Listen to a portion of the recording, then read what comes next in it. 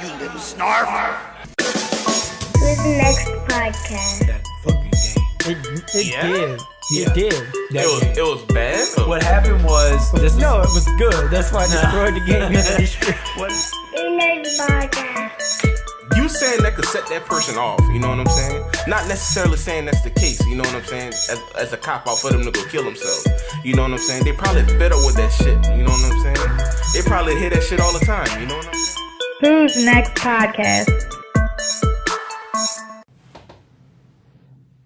Ready, Ryan? Yeah. All right. Let's get into it. All right, guys. Who's next episode? I think this is episode 13 now, I want to say. We're going to talk a little bit about... let's get into games. Let's get into price points. I got with us Eric. Say hello, Eric. Yo, what's up? And if y'all know, Eric is our cook. He does our Gamer Needs Food Badly. Got a new video that I think should be out by now with Ryan over here. What's up, Ryan?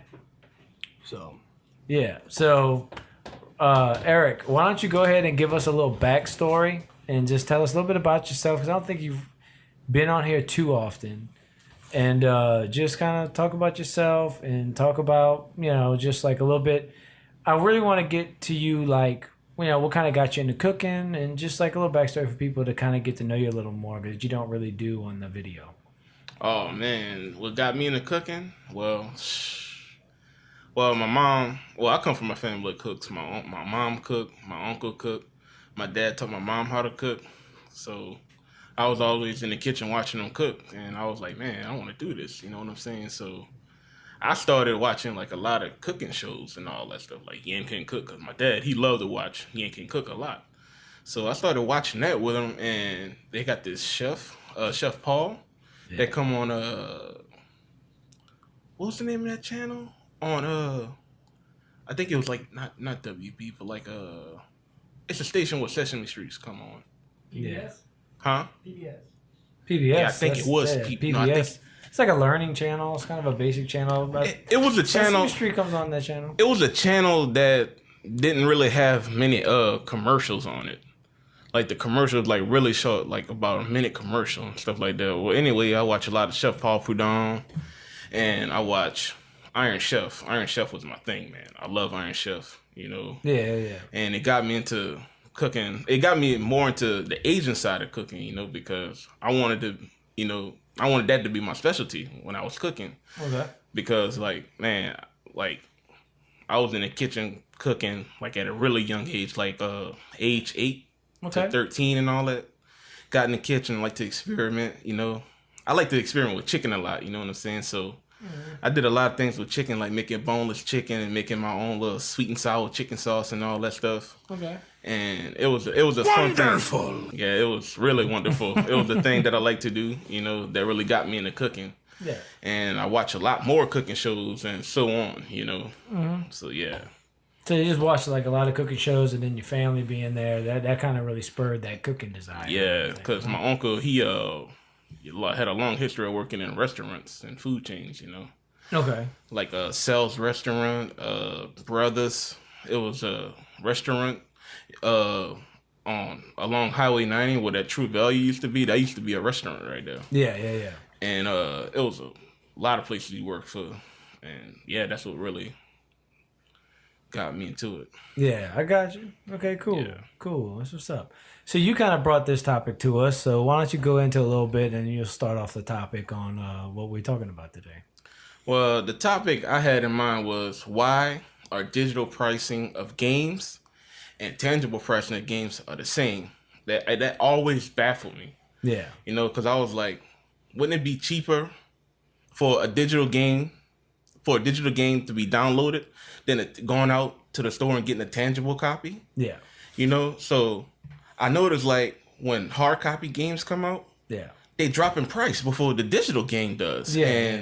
And the digital copy of the game lasts the price, it stays high for a long time. Yeah. So I was like, damn, why is this happening? You know what I'm saying? So well, let me before we get into it, let me pause for a second.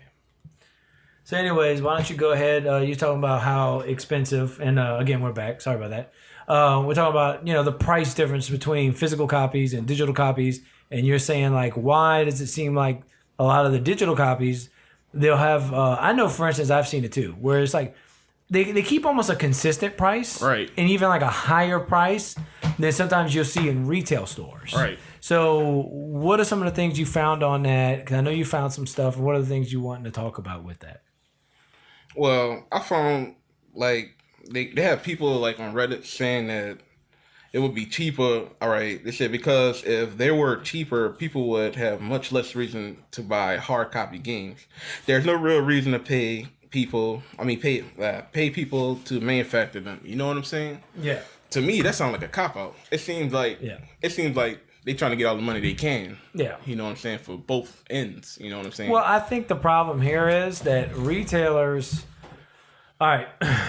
Okay, how it works is basically you have the video game companies and they sell those games to the retailers. And the retailers, in turn, have a particular price point that is, I guess, is agreed upon that they retail the games for. Typically, it's $59.99, right? So, cutting down prices, though, is, unless my understanding is off, but from just my understanding of business, retailers, and that kind of side of things, that's not really on the manufacturer. That's on the retailer. If the retailer wants to sell it for cheaper, they sell it for cheaper. And if they want to sell it for more expensive, typically they should be able to. But I guess because it's a universal price point, $60, there's, if anybody sells it for more than $60, well, they're just not going to get any sales. It's just stupid to do that. So, and I think that on the digital market, there's an infinite amount of quote unquote retail space, where in a store there's only you have what shelving that you have.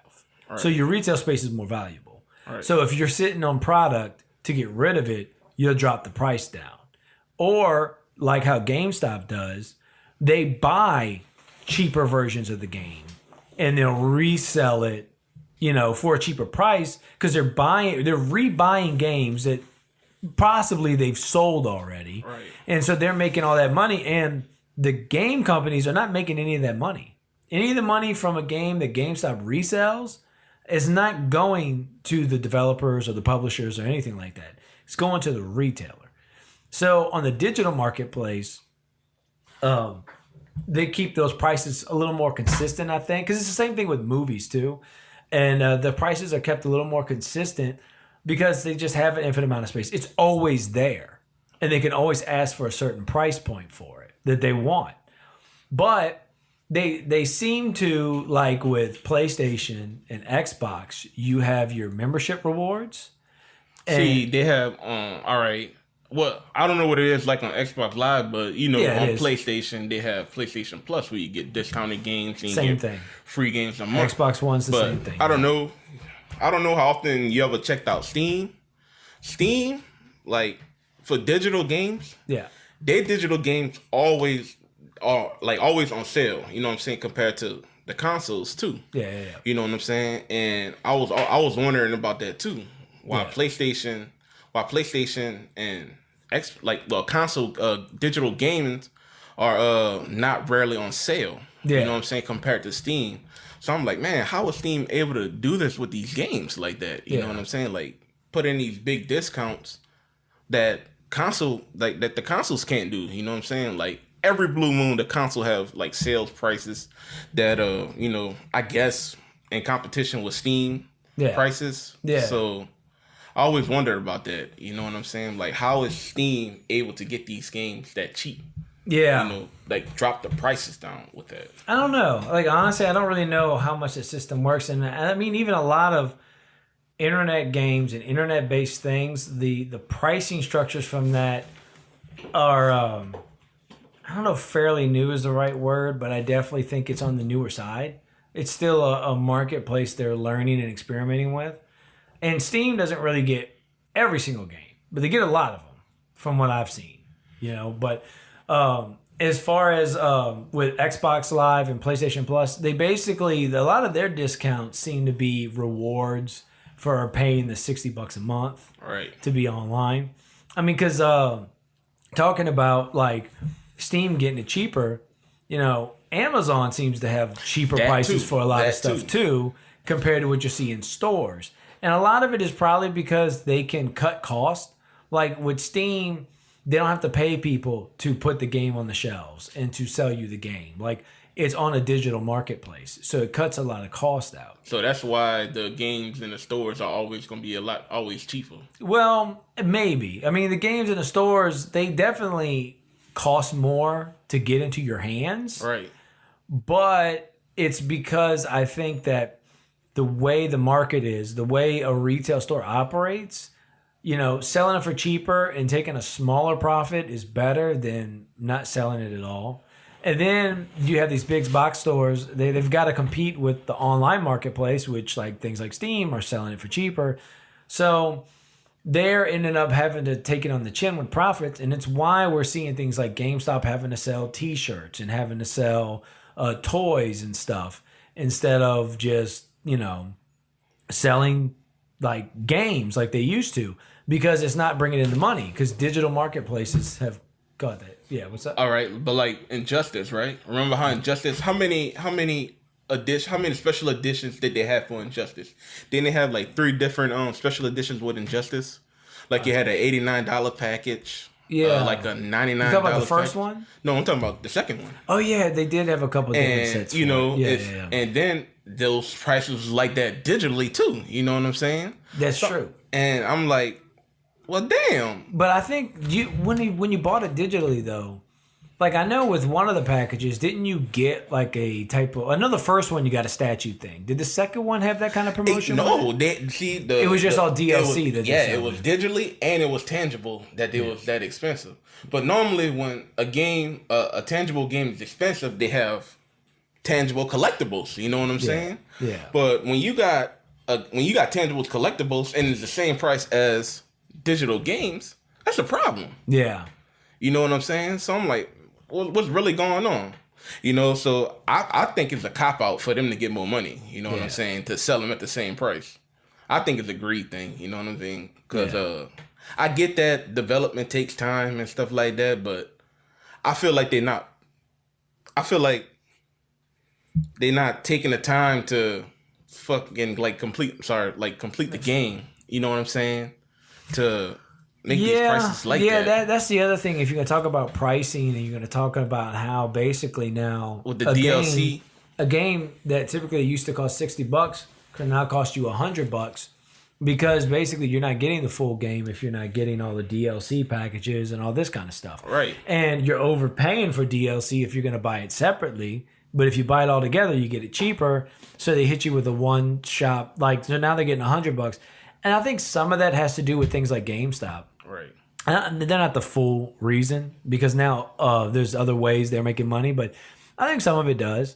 When you have somebody like GameStop taken away from the sales of games because they're reselling used games, I think that causes developers like, hey, well, we need to make some money because we're not making money in basically resales. So that's why they keep the prices the same like that? Well, I don't think it's why they keep the prices the same, but I think it's why you've got DLC becoming such a thing for developers and publishers to do. Right. Now, as far as the prices staying the same, well, definitely for DLC, you can't buy DLC physically.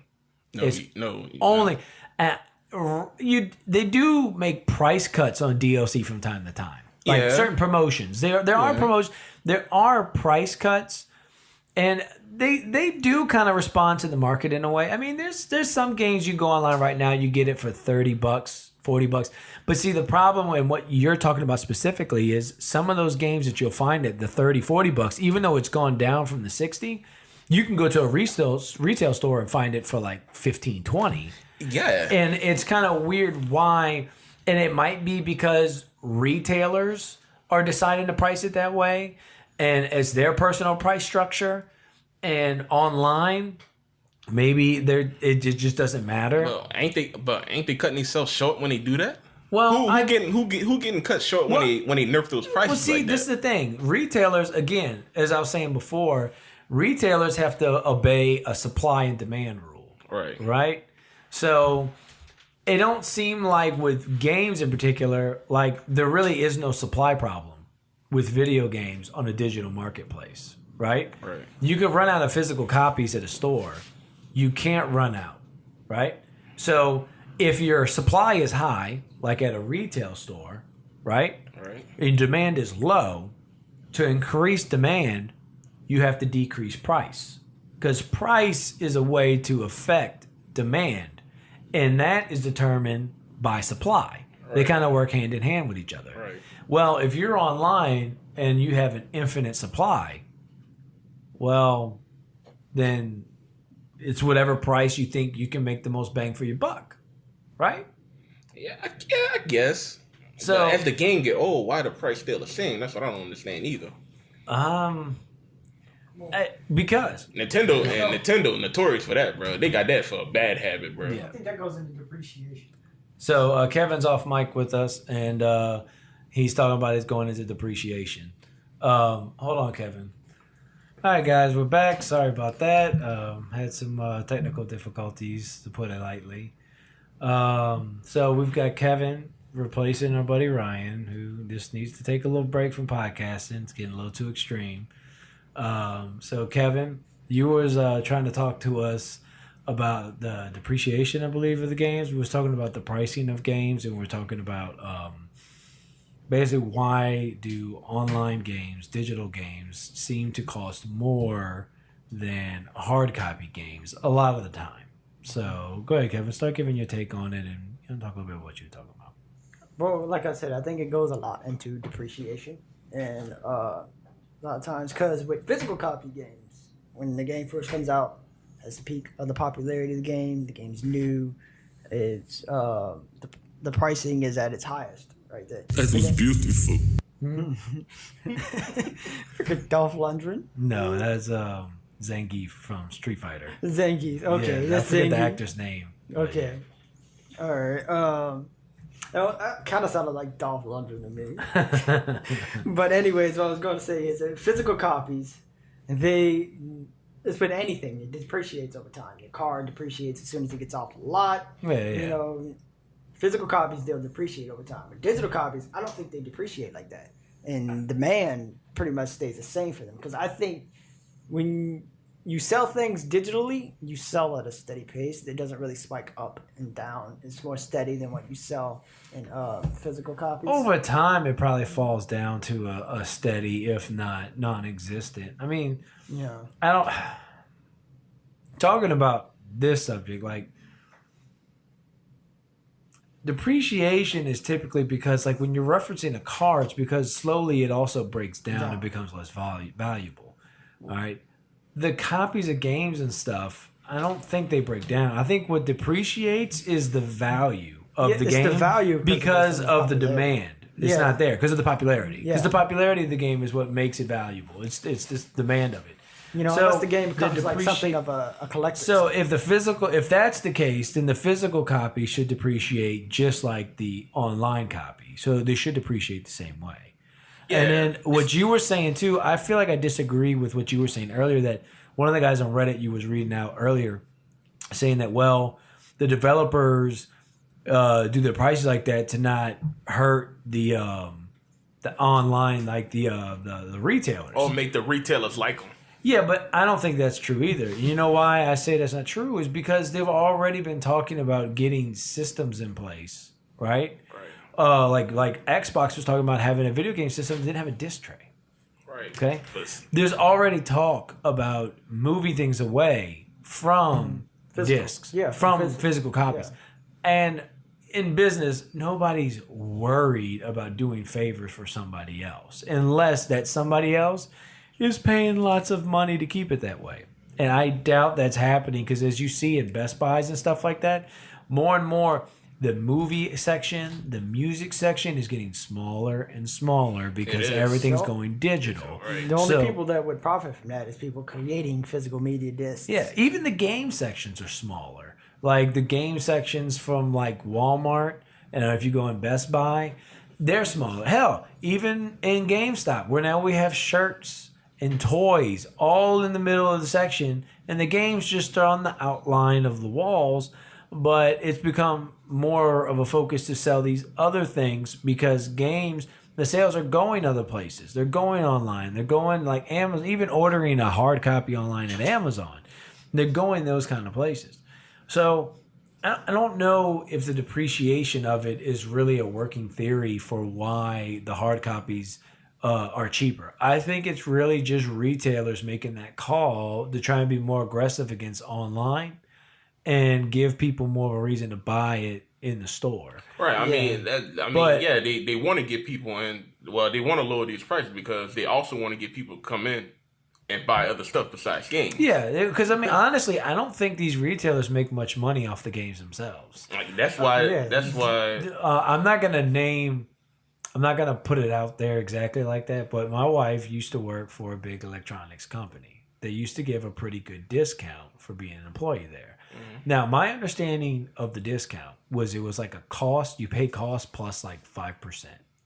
And some of the where you would get your savings is the accessories. The accessories would be like, oh, it's $50. Now it's $10. You're like, damn. Right. But the markups are crazy because that's where these retailers make their money. A video game, it's $60.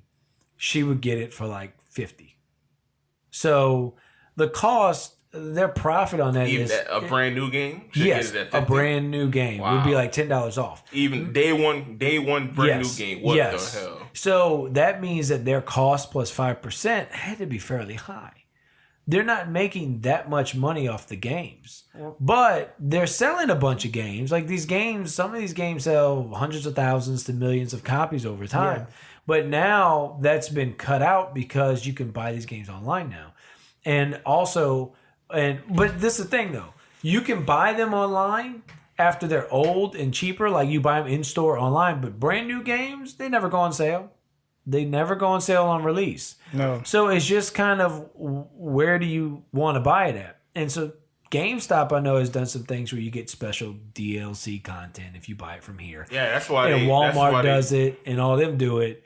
But I've noticed, I don't think online. Have you ever seen a game where if you buy it online, you get special DLC content different from a store? Because I don't think I've seen that. It's the same. I mean, you get like different. You know what? Like, all right, we bought when Dragon Ball Z Xenoverse 2 came out, like last year. No, not last year. I think that was earlier this year. I think Eric, you might want to get a little closer on the mic. Yeah, it was early this year, and it had like they had an edition where they had the $150 one, and they had like an $89 one, to where you get. On a $100 one, you got a steel bookcase, you got an art book, you got a statue, and what else did you get? I forget. I think you got the game, you got the steel hard case, you got the statue, and I forget the other thing. And with the $89 one, you had access to a digital. I think you had access to like digital DLC. You know what I'm saying? Mm-hmm. As well, they as all like come with access to digital. But that's the thing though. But the $150 ones didn't come with that though. You know what I'm saying? So, that's interesting. But as far as just pricing in games and stuff like that goes, I mean, I don't really know. My personal opinion, I think that I'm going to stick with is that I just think it's retailers just trying to be more aggressive with the pricing. Because they're sitting on these items as their inventory, and like when you see inventory, that's money. Yeah, it's just money that's sitting there. So you want to make that as liquid as possible. But I doubt anybody would want to go buy a game that's more expensive than a tangible game in a store. That's not always true. I mean, it depends on convenience. It depends on I know, for instance, I've chosen to try and buy all my games downloaded. I don't really care to get disc games too much. But sometimes I see a disc game for a good price, I'll grab it. Right? But I'm not as interested in collecting it. I think you've gotten more into collecting. Yeah, I've gotten into collecting. But collecting is it's not as popular as comic books, right? So I buy physical comic books. I like to have physical comic books. And there's a bigger market. I don't know, bro. Look at those Final Fantasy PS1 games you have. Yeah. Those hold some value, those tangible copies. Yes. And I agree to that. But I don't think I think if you went to go try and explain to a random person collecting video games and then explain to the same person collecting comics and see which one is easier to explain it, right? Most people have a comics are cheaper though, right? Well, not just that, they're more popular and they're cheaper. Really? They're cheaper. They're popular with video games? Yeah, especially after the movies. Come on now. I don't know about that because the video game industry has gotten bigger than the movie industry. Yeah. I mean, yeah, it has gotten bigger in a way, but okay, it's gotten bigger, but with gamers, like I feel like comics are open to people who even don't play games, like comics, especially now with movies. I mean, back in the day, yeah, there was a selection, but even growing up as a kid, there was always like I knew people collected comics. I think that's what I'm going to go for. It never really occurred to me to collect video games until maybe in the last 10 years because video games are fairly recent. That's what I was going to go for. Comics are more established than video games. Yes. I think that's what I'm trying to get at and why I would say comics are a little more, I guess, popular. Maybe that's a poor choice of words because games are very popular too. But then it also depends on what games we're talking about. Mm-hmm. So, I mean, how many people are really looking for that Xenogear game compared to that rare Superman comic book? Yeah. I mean, like, but that's like comparing. It's like how many people would want to find a copy of the original E.T. Atari game? Yeah, I mean, compared to finding like Spider-Man #1. I think more people would want Spider-Man #1. I don't know because that E.T. game. That's pretty fucking rare. Yeah, they tried to bury that damn game. Yeah, they did. I think they found some. Didn't they have a thing, a news article? Yes, there was a documentary about it. Yeah, and I remember seeing one about like it basically almost destroyed the whole gaming industry. That fucking game. It did. It did. It was bad? Or? What happened was... it was good. That's why it destroyed the gaming industry. What happened was that movie was huge. So they put some piece of shit game behind it, just trying to sell off the title. And a bunch of retailers bought in heavy because, gaming was blowing up and, Atari. And they were like, we're going to get all these ET games and we're going to make a fortune. Nope. They ate it and lost tons of money to where retailers were like, we're not fucking with games anymore. Like, done. And gaming died. Like, at-home console gaming. There probably was still arcades. Yeah, arcades. But at-home gaming was like dead.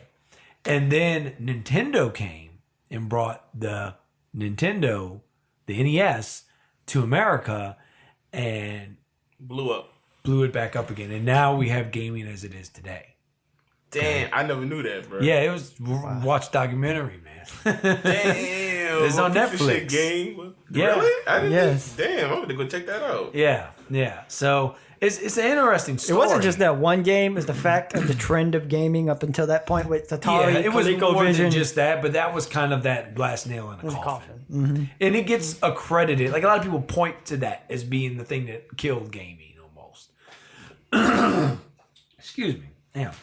So anyways, but back to the pricing of games. Like, I think you said you agree. I mean, I think mostly it's probably due to that. I think it is. That's just due to retailers trying to get rid of their supply because that's money right there. Whereas, because publishers set a minimum price that they want to break even with. Yeah, and then retailers can't go under that. Well, they can, but they got to. Well, the publishers probably set a price. They're not breaking even with the games. They're breaking even with the systems, and not and the publishers don't all make systems, but like Nintendo and Microsoft and Sony, they a lot of times lose money on those systems to sell the games because they make their money on the games. When a digital game that's just sitting there be a waste of megabytes. And you can't really waste data. It's not really. It's out there. It's just everybody can download it. I mean, look, I made a comic book, right?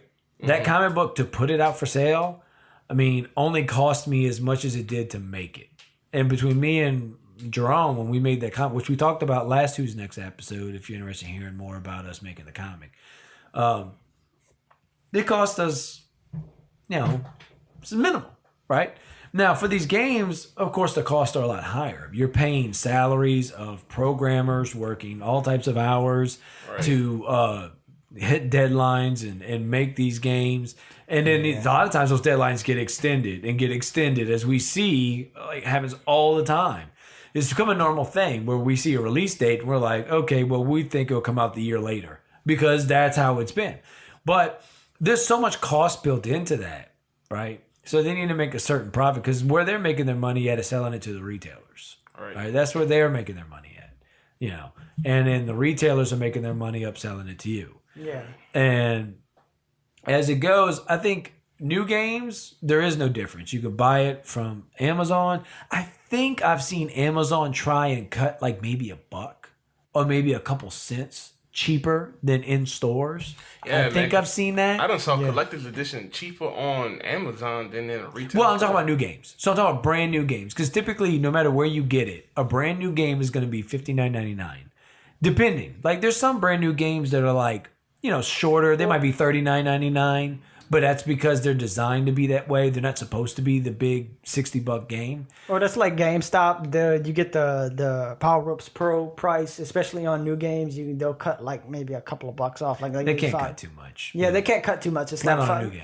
Yeah, it's like $5, but you got to pay $15 a year for the membership. Yeah, I don't think did they really. I don't remember them cutting bucks off a new game. Nah, I don't remember cutting that shit. Yeah, that shit was always $65. They only cut price on used games.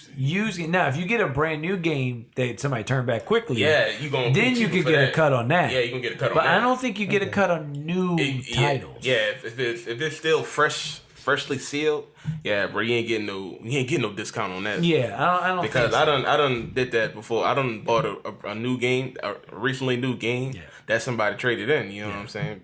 And it was a little cheaper. To spin off of this topic, because I think we've kind of breached a little bit about what we're going to get into. Just to spin off of this because of what's dealing with pricing is DLC. What is y'all opinion about DLC? Too, like, in the way of, do you think we're getting full games and these DLCs are extra stuff that add on to a game, or do you think we're getting like half-ass games and the DLCs are making them full games? And I want you to think about games that you used to play and how you're playing now.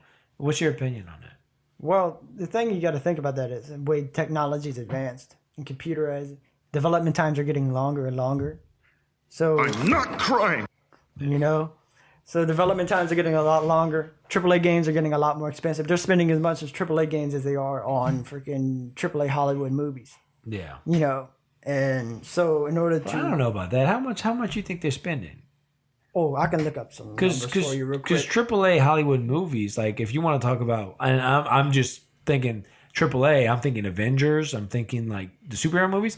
They're spending almost $500 million on some of those movies. Right. Like, that's huge. I don't know if the game developers are spending that much. money. They're definitely spending in the millions, but like $500 million? They're spending $500 million.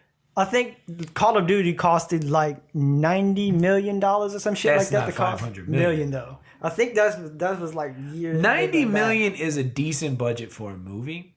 AAA, when you're saying like top quality movies, I'm thinking like $200-300 million or more for that. Like most, your average big movie will be like 90, 100. Like Men in Black back in the 90s, that was $90 million, right? See, that was back in 2012.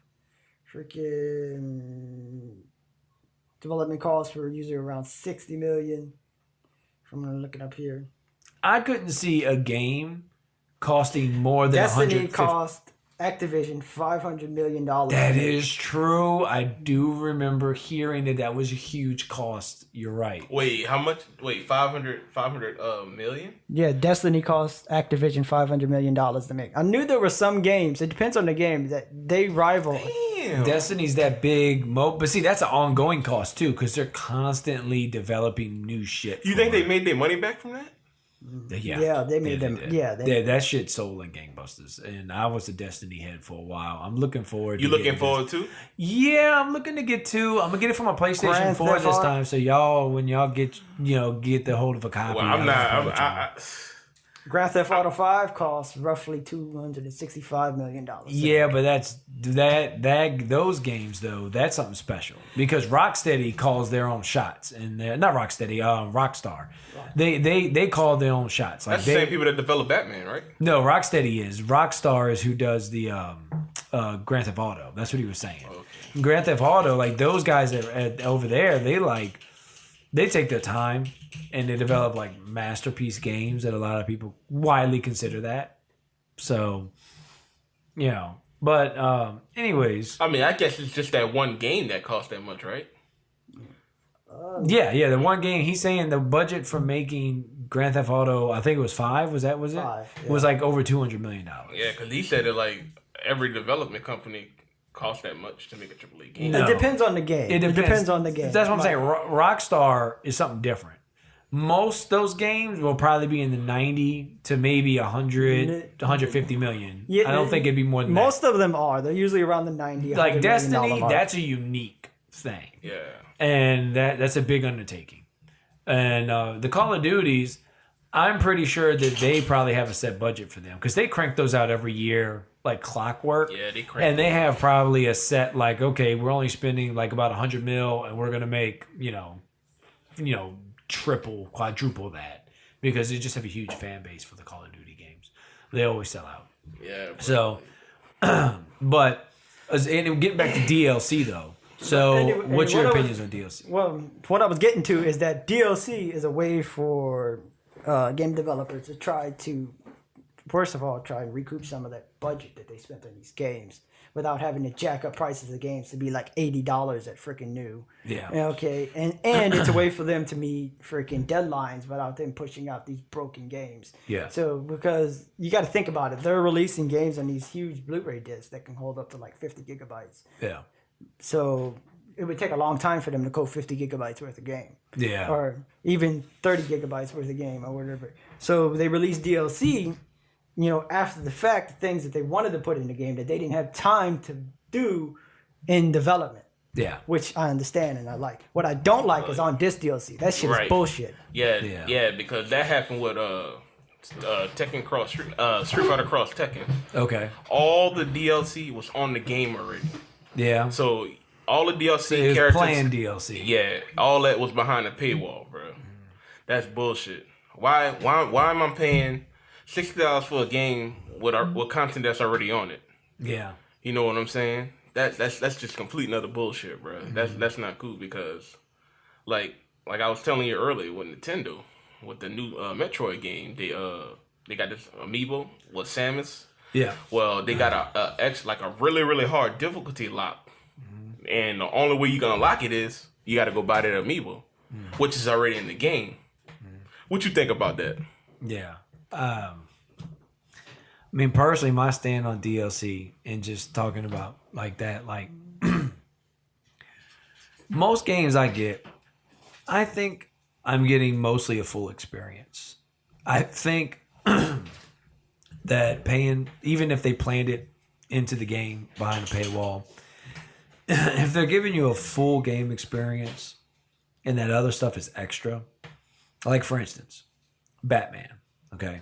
Batman was a bad one because they came out with a $60 price tag and then it was like an extra $40 if you want the rest of the stuff. A lot of people treat it like, well, you just want to get the rest of the game. Well, you get the whole game and you get some other stuff. But see, that stuff was like extra costumes and there was a couple extra levels of gameplay, but with like Batgirl or Robin or somebody like that. And I think some of it was actually in the disc behind paywalls. That I highly doubt that when they got a price margin that big for the DLC. Even if it wasn't, it was talked about and planned before the game released. Right. So it's not like an afterthought where they're giving you extra stuff. It was before. Whether or not you put it on the disc or not, I don't think it has any relevance. If you've already planned to have content that you're going to put on, that you're going to release after some point in time, I think it's not a dumb move because it's developers trying to give their game more of a life. And that way you're still talking about this game for a longer amount of time because the new DLC drops and all this stuff before they come out with a new one. Because then after that, most people, you forget about the game. But and you're on to the next new thing. But this is the thing, though. See, with the Metroid game, amiibos hard to get. You know what I'm saying? They like, people buy them shits like that. You know what I'm saying? Nintendo's always had a supply problem. And they always had supply problems, bro. What a problem come in that is, you got those hardcore people that wanna challenge. Yeah. You know what I'm saying? They got to go out and try and look for this amiibo that's hard to get and pay $30 for an amiibo just to unlock an extra mode. Yeah. You know what I'm saying? That's crazy. You know what I'm saying? And you got to be able to get the amiibo first. You got to get the amiibo in order to get that mode. You know what I'm saying? So I think that's not fair. That's kind of shitty. And You know what I'm saying? that's shitty. And I'll give you that. But as far as DLC content goes, the only thing I think is kind of fucked up is when you rush a game, like what happened with Street Fighter V. Oh, that was bad, bro. You get a broken game. It was and bad. you gotta wait for them to fix it. Like, that's the part where I think it's fucked up. If you have a plan for DLC content and you're giving me a full game and I can choose whether to buy the extra stuff or not, but I can still get a full storyline experience out of Batman, and I get this extra stuff if I want it, I don't think it's like you're cheating me. I think it's like, whatever, that's how you want to play it. I mean, Capcom not living up to their promises, but and Capcom got a bad track record for that bullshit. Yeah, and I'll give you that. Capcom, that's some shitty ass thing to do, is to rush a game because I think they were trying to meet for the pros. for the pros, Yeah. which actually was like in the Evo tournament, like last year, I think it was. Yeah, huge Street Fighter V turnout. Yeah, ridiculous. Yeah. So I get why you wanted to, but you should have got your shit together with it. Right, and then casuals was pissed off about it because they didn't have an arcade. They still don't have an arcade mode, which they trying to put in there. You know what I'm saying? And it took them like damn near 3 months to put a story mode in. Yeah, you know what I'm saying? And they're not consistent with their characters. They're not letting you know what kind of characters you're getting. Yeah, and why throw out a $29 package of characters and I don't know what character I'm getting. Yeah. You know what I'm saying? At least tell me what kind of character I want to get if you want me to buy this package. Yeah. You know what I'm saying? Like they got some bad business tactics. Yeah. With Capcom. So yeah. That's how I feel about it. You know what I'm saying? So I think Capcom just stepped their game up with that, bro. Because that's BS, man. Yeah. But like you were saying earlier, I feel like I get a full experience with the game. I think they give me a lot to offer. You know what I'm saying? Like Oster's Wrath. You know how crazy I was about that damn game. Yeah. And bro, like I never seen DLC so damn cheap, bro. Yeah. And like, bro, $1.99 for DLC. Well, I think recently game developers have been starting to bump up those prices. And I think DLCs may be important for them because when they're losing like what we were just talking about, tying it into everything, when you're losing a lot of your sales to the stores that are reselling your game for cheaper, right? Then you got to find another way to make more money and make your game like a longer life. Like, and even like games like Destiny, where now they're ongoingly, dropping content that you buy and it's building onto a bigger and bigger world. Those are becoming, I think, more type of pricing strategy or like a way to make profit for them. Like that, I wouldn't be surprised if you see more because shortly after we had Division come out, right? And that was kind of a thing like Destiny. The have only problem. Have you played the Division? I haven't played Division. It's pretty good, bro. It's pretty good. Yeah, the only problem I think though with those is that it costs a lot of money to do right, and it costs a lot of money to continually keep up with it. Because Destiny, even though you didn't have content come out to buy very often, those guys are constantly working behind the scenes because people will play the shit out of those games and they will find the problems. So you better fix it. Your game's dog shit because a lot of people too bought Destiny and quit. I can tell how many podcasts I listen to where they're talking about Destiny 2 and like maybe getting into it and all that, but a lot of people felt burned by the first Destiny game. That's the thing with a lot of big online games like that. Even when they come down to MOBAs, you know what I'm saying? Some people quit MOBAs because they don't like what's going on or they don't like the new changes and stuff like that. Yeah. And they feel like it's getting dull, you know what I'm saying? That's a big problem with games like that in general, you know what I'm saying? Especially MMOs, you know what I'm saying? Because they going to be there, but if the player base not big, you know what I'm saying? Nothing gonna happen, Yeah. All right. Well, we're gonna shut this segment down unless anybody else has anything to say. No, I'm good. Okay. I think we said all Wonderful. And we're gonna move on to the next, where we're gonna play a game, and y'all two against each other. And I don't know, maybe we'll do a punishment next time on the loser. So Damn. we'll see of this game. You're gonna guess that character. Now it could be from comics or games, since we've opened our platform to talk a little bit about comics. I'm not gonna tell you which one, but I will try to make it characters that I think y'all both know. Okay, I'm not gonna try and go for some obscure shit that you may know. I think I got an advantage here. Okay. All right. Shut up. So, now I'm gonna try and make these very kind of weird hints. That's the whole thing about it. But best I can. So the first character is like an excellent fighter, like one of the best fighters. That would be my first hint. Okay. Second hint: this character was raped. Okay. Character was raped. Excellent fighter. Okay. This character has a kid. Okay. Character has a kid. Is it a female? Okay, I'll give you that. It's not a female. It's a male. Oh shit. It's a male character. Okay. It could be games or comics. Okay.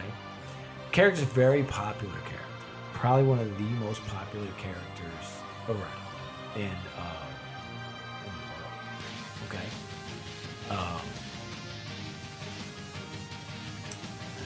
Any guesses yet?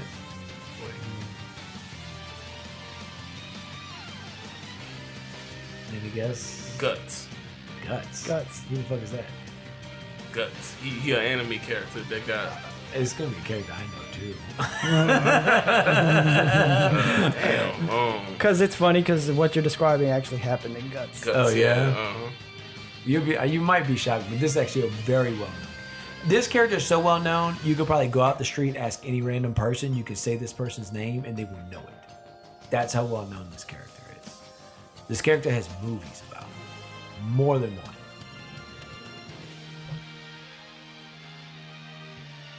More than one. And some of the best movies. Is a comic book character? Okay, it's a comic book character. Yeah, So we'll go ahead and go I'm there. trying to think. I might start saying if it's a comic or game, maybe it'll help the focus. I don't think it's too Not Deadpool, huh? No. I kind of want to say Punisher. No, not Punisher. That's not a thing was ever raped. I hope not. Let's put this character kid. This character, okay, this character does not kill. Don't Wait. kill. Batman? Yep. I've never heard of Batman I being know raped. Batman being raped. Technically, it's not a forced rape, but Talia al Ghul Oh, drugged him. yeah, and took that I know advantage about. of You him. said rape, so Wait, I he was thought- raped? He was That's- raped. I- You should have said statutory rape. Well, okay. No, that's not statutory. That's not Statutory statutory rape rape, is it's when you voluntary. gotta- That no, it's It's involuntary. Voluntary rape. It's still a rape, and I knew that was going to throw you off. That was the point of it. But yes, it did happen. He got drugged by Talia al Ghul. He was not in control of himself. Had sex with her. She got pregnant and had a kid from him. Damien. Damien, yeah. Yes, he had a kid. That's never what I would've said. fucking thought that. Yeah. So. Because the way you said raped, I'm thinking like forced rape, and I'm kind of thinking to Of myself, course, Batman. but you know what though? Everybody's mind when you say rape goes forced rape. But there's a lot There's of different different types levels of of rape, rape. Yeah. and it's Yeah. still rape. And then rape in itself is a big thing, talked about. What it's, yeah. So it's definitely rape. If you give a girl a drug and she's lucid and you have that's sex rape. with her, Yeah, that's rape. It's still rape though. Yeah, that's date rape right it's there. You can add a term to it, and I could have did that to maybe help, but no, make it difficult. Yeah, you can I'm be making it nasty. sound. You should have made it more subtle, like carnal knowledge. Okay. Yeah. Okay. All right. Let's see. This character. This character is cocky. He's a smart ass. Okay. Dante. Damn, you got it. So it's 1-on-1. That's all I had to say. Jesus Christ, I thought there was more smart asses than that. Fuck. Okay. One more. All right, it's 1-on-1 on both of y'all. All right. Let me think. Okay.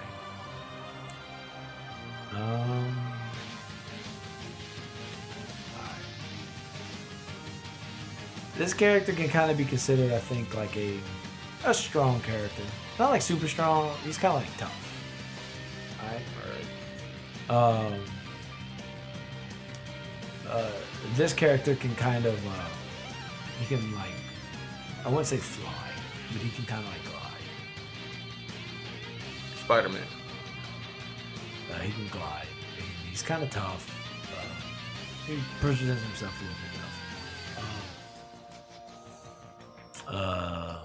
This character, his villain, one of the bad guys from this character is like a really big fat.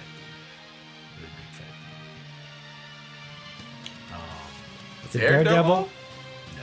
No. This character, one of his sidekicks. I wouldn't say sidekick. That's probably wrong. It's wrong term. But people he fights with, like one of his partners, is like really fast. Pretty is well known for his speed.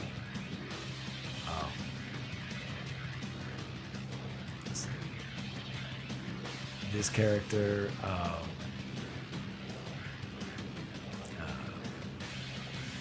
the character who person who created this character used to make pinball machines. Okay, the company that owns the rights to this character and stuff used to make pinball machines. Okay, and again, really tough. He's got his partner is really fast. They fight a really fat guy, and the people who created him used to make pinball machines. The Tick. No. All right, this might help give it away.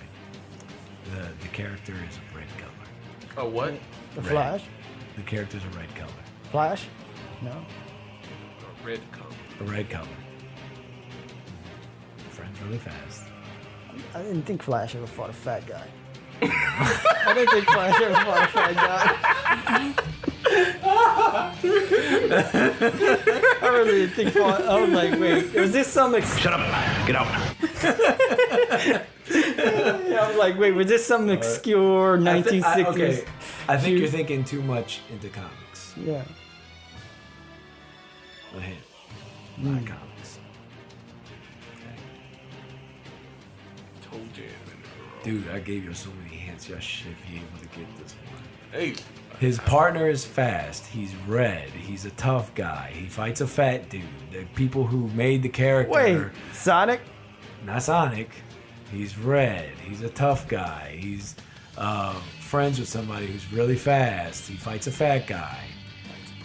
Owned by a company that used to make pinball machines. Man, you got me there, bro. He's red. It's not Sonic, It's a video game? but he's red. It's a video Knuckles? Thank you. Fucking Knuckles. game? You said his partner was fast. His partner is fast. The Sonic. You made it sound like he was the main, you made it sound like... That's why I said his sidekick. I said, well, wait, sidekick is not the right word. His partner. That's why I backtracked. Because it's not his sidekick. And that's what I said. I made a point to say it was not his sidekick. I feel bamboozled, bro. And I said he can fly. He can glide. He can't fly, but he can glide. He does glide. He does glide. And I said that. And I said he's like a tough guy. And I said that he was red. I gave so many hints. Sega is a corporation that used to do pinball machines. Yeah. Used to make pinball machines. Yeah. That's why I was trying to I throw should it have off. said Sega.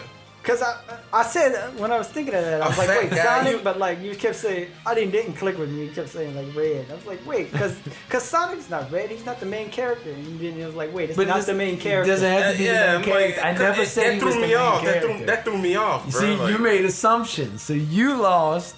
So I don't know. Unless you can think of a good punishment for him tonight, we're definitely gonna get you on next episode. So there we go, buddy. So screw both of y'all. yeah. So this last segment we're gonna do, we're gonna Welcome to the real world. wake up, get into the real world here, Oh. and we're gonna talk about suicide. So this is a segment I've been trying to do. Last time we talked about love stuff or whatever, and like relationships with AIs. I think with my wife when we did sex robot stuff. Okay, it's not so fun. Suicide. But it's been a big topic. Like, I can't turn around without hearing about it lately. Like, in fact, Kevin, do me a favor. Look up in the FBI the suicide rates and compare them to murder rates. Because I want to say that they're higher than the murder rates. I want to know about how much. While Kevin's doing that, just speak a little bit about suicide. I know we've all heard a while back about Chester. What's his last name? Bennington. Bennington. That's the guy from Lincoln Park. That's the guy from Lincoln Park. Okay. And then you had the other guy kill himself too. That was a popular musician. I'm spacing on his name too. Who's the other guy? Oh, I wasn't here listening. The other guy who killed himself, famous musician, before Chester Bennington did. And I think he did it on this guy's birthday, I want to say. Or no, Chester did it on his own birthday. Never mind. Yeah, But yeah, he did it on his own birthday. No, the guy who played, was it Stone Temple Pilots? No.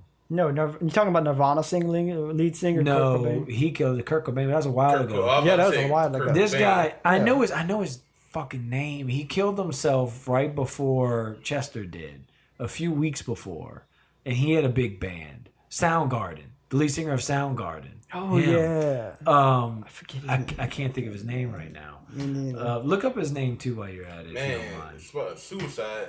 All right, you remember the Ladybugs, right? No. With Rodney Dangerfield. Oh yes, I know Rodney. All right, Dangerfield. remember the guy that was on the all girls team that dressed as a girl. You don't remember? I don't know if I'm familiar. You're talking about Ladybugs as a movie, right? Yeah, see, I'm not Ladybugs- familiar with much of Rodney Dangerfield's movies. You know what's all the Ladybugs? He coached an all girl team. No. He coached an all girl team, and they had this. The girls were garbage. The girls was garbage, and they had this guy. The guy was the same age as the girls. Like he played soccer, and he was like really good, but he didn't really care to play. You know what I'm saying? Like damn, right? So they decided to dress him as a girl, so he played on the team with them. When did this turn into Beautiful World? So he played on the team with the girls and stuff like that. But to make a long story short, that guy killed himself in real life. Oh yeah. Yeah. Yeah. You know what? I'm gonna pull up the pictures.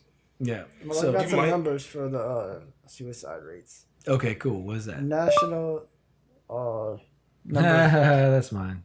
Google. Fucking Google. number of national deaths from suicide.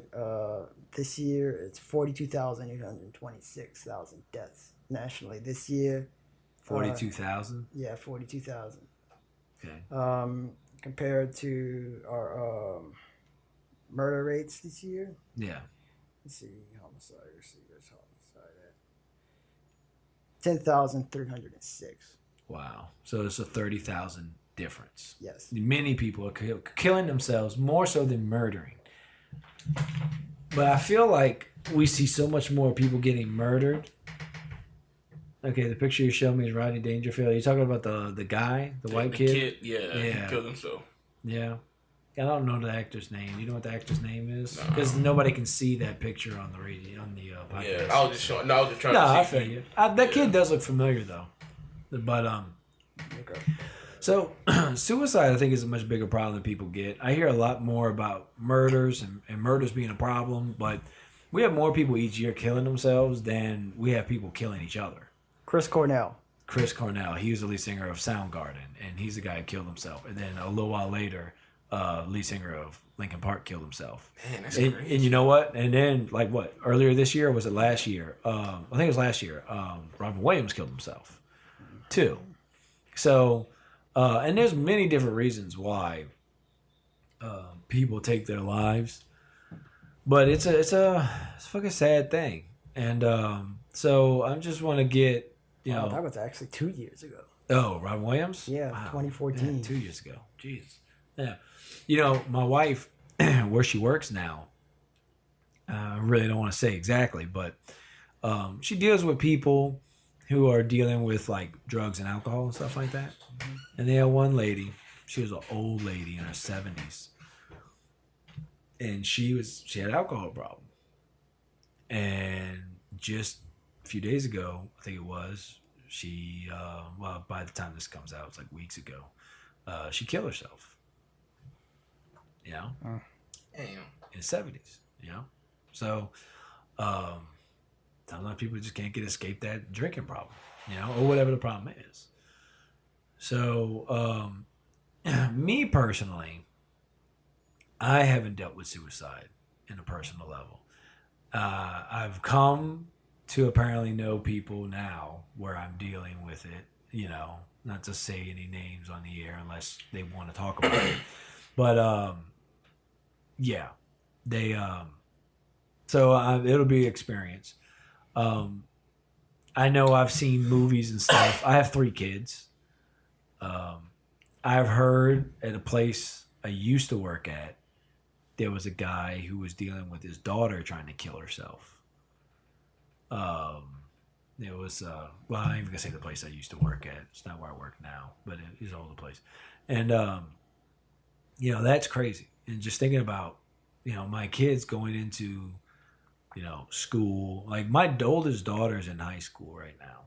You know, that's typically where a lot of that stuff hits. Now, personally, it seems like she's fairly well adjusted. She's very open and talks to us about a lot of stuff. That's great. But I still got 2 more coming up, you know?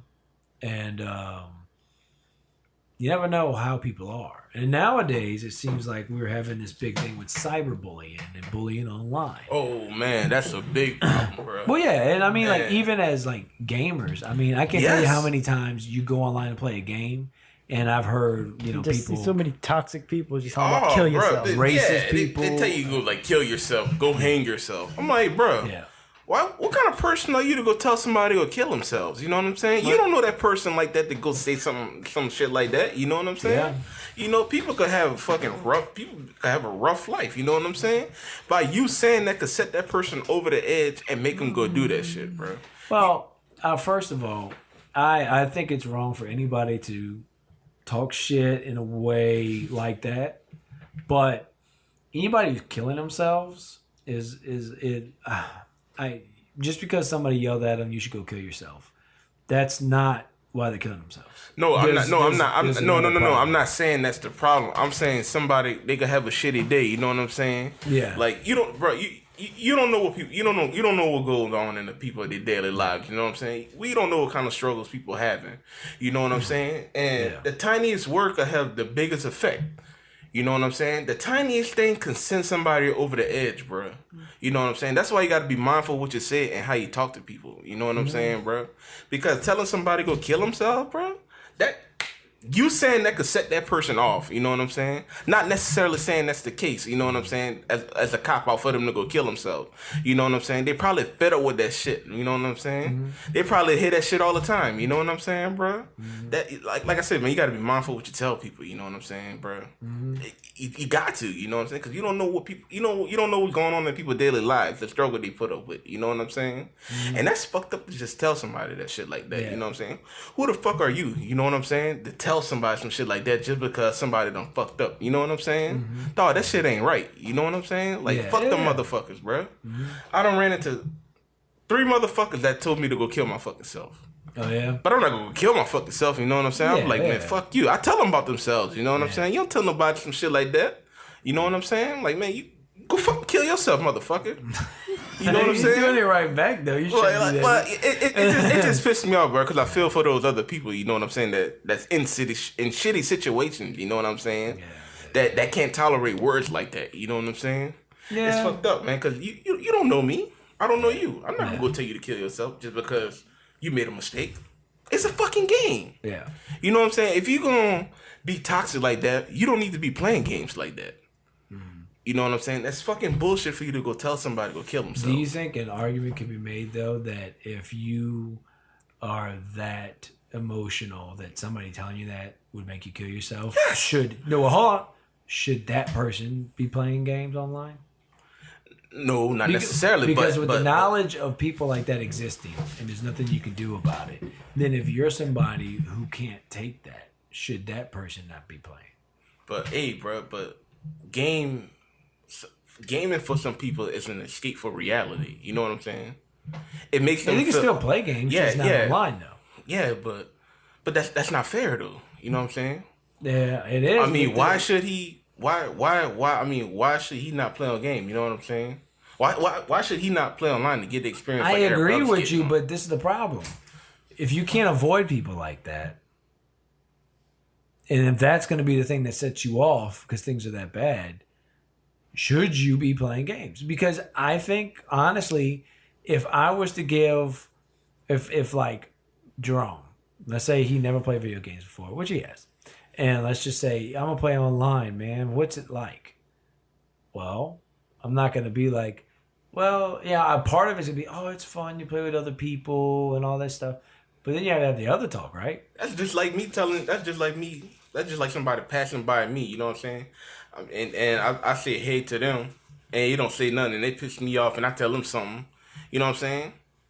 They shouldn't be walking out in stores then, right? If that's the case with being online, right? Yeah.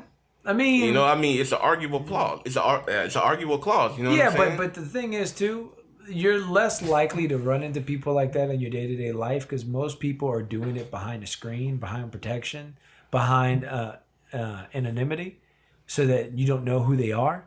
And when you're face-to-face with somebody, typically we are kinder and more generous. Not always, but most times. Man, I done heard somebody speak to somebody. No, it happens in real I know, life. yeah, I'm just saying from my. my personal experience. I done heard somebody like speak to somebody. The person is saying nothing, they'd be like, "Man, fuck you too." Then you know what I'm saying? Yeah. Well, Kevin, what's your weigh in on this? Because me and him been owning the conversation on here. So. Well, I mean, I could kind of see your point, but here's the thing: is that you could say that. I don't know. Let me see how I could put this. You say that people that are emotionally vulnerable shouldn't be going out online. Well, I'm asking the question if they should, because I'm not really making the statement. I feel like people who are emotionally vulnerable or whatever. I mean, like if games are their escape, they should be able to play, and they should be able to play hassle free. Exactly. But this is the thing, though. We can't.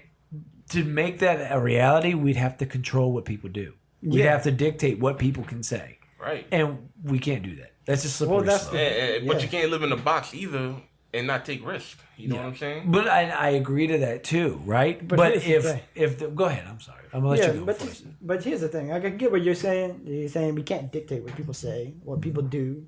But at the same point, I mean, that's kind of like to almost argue the fact that I gotta say that like people have the right to say anything, but you really shouldn't. It's like almost like when they used to tell us in school, if you don't have anything nice to say, don't say anything at all. Yeah. People just don't have filter. You know what I'm saying? People don't have filters. So well, they don't have filters online. They have filters in your face. Most people do. You know, so it's like you kind of got to argue the point. Like, who here is like more? I don't want to say it in the wrong because it's not like really wrong and right, I guess. Because like, who would you rather argue for? Would you rather argue for this emotionally vulnerable person and their right to be able to play video games online, or would you rather argue for this insensitive person that's arguing? But that's difficult. But see, now you're putting the question in terms where you're trying to play off someone's emotionality to answer the question in a way that you think is beneficial, and not answering the full, like not being able to answer the full question. You're throwing a level of, well, of course, anybody would want to vote for the guy who's about to kill themselves, right? But that vote could necessarily mean somebody coming in and dictating what you say. Because this is the problem. Once you give people an inch, they go a mile.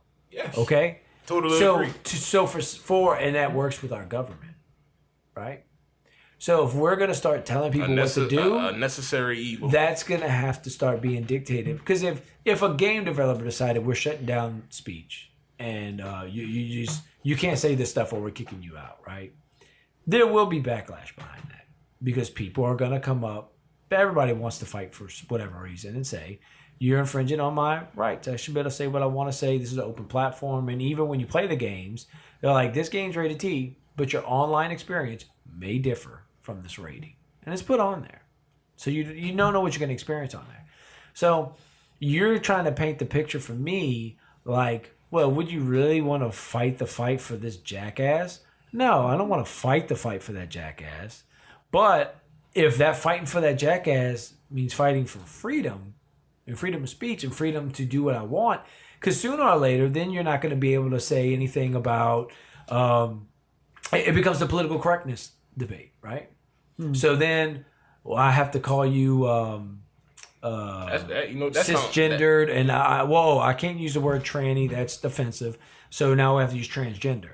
Oh wait, transgender is now offensive. You have to say I'm a transgender male or a transgender female.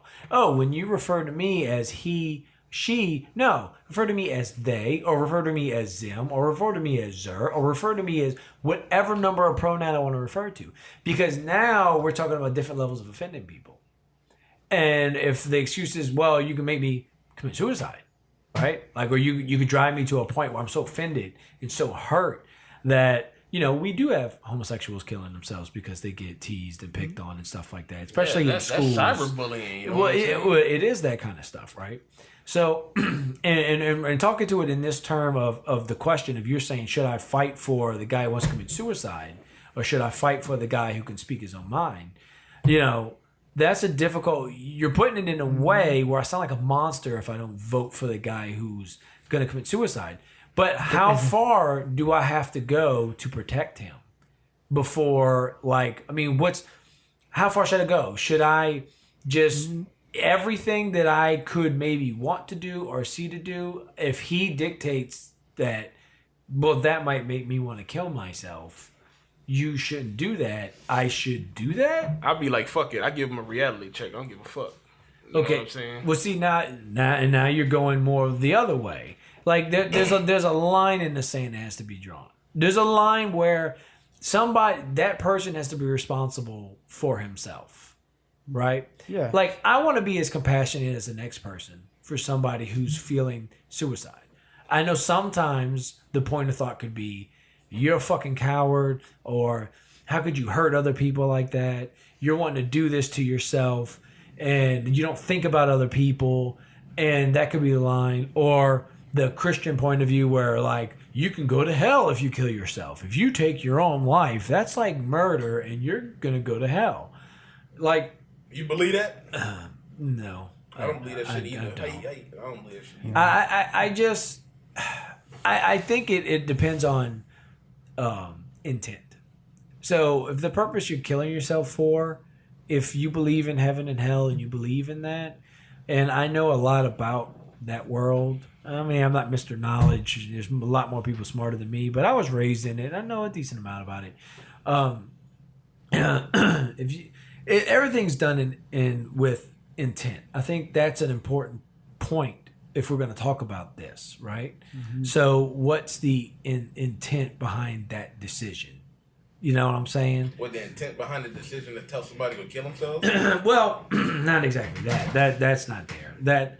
What I was talking about is just like a frame of reference behind just the idea of like, shit, I forgot where we was going on that one. There was something I had in mind. Anyways, just going back to like going back to what you're talking about though. You saying you're killing yourself. How far do we go? How far is it till we tell somebody, well, you just kind of need to figure that shit out?